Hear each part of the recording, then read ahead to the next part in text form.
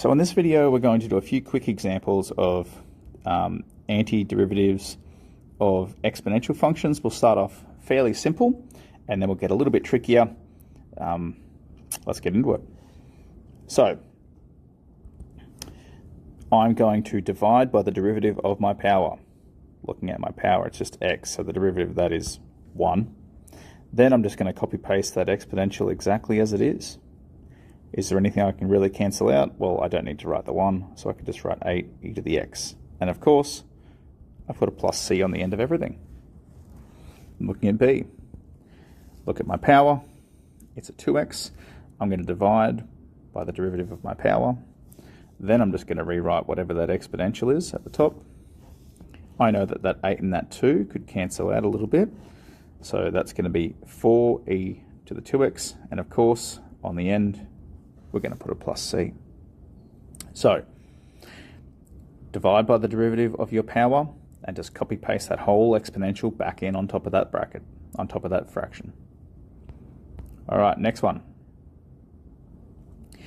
Determine y if it is known that dy dx is equal to this lovely little function here. Again, this is kind of looking like a chain rule. However, when it's just a nice little power of 2 and we can expand it out before we get started, y dash is just e to the x plus e to the negative x, e to the x plus e to the negative x. If I can just expand that out, right, then I will. So e to the x times e to the x, e to the 2x, e to the x times e to the negative x is e to the 0. E to the negative x times e to the x is e to the 0. E to the negative x, e to the negative x, e to the negative 2x. Now, joining some things together here, e to the 2x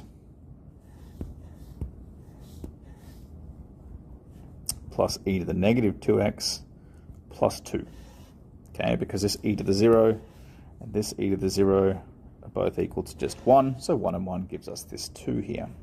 All right, so now the integral of these. So I'm just going to write the integral with respect to x, aka y, our original function, is equal to, my power is 2x, so over 2, derivative of my power, put that exponential back in.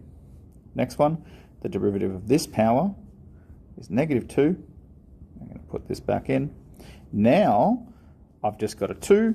Okay, that's not an exponential, so we can just treat it the same way we treated everything else. That was just a power function. Then a plus c on the end. Let's dress this up a little bit, tidy it up a little bit. So, e to the 2x over 2, can't change that. This next one, I can get rid of that negative and put it here instead.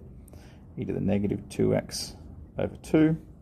And for this one, I didn't really need to write the 1. And that's it. There we go. So, similar to the first set of videos, the antiderivative is just the opposite process of a derivative. So if you're very comfortable with differentiation, you're going to be very comfortable with antidifferentiation too.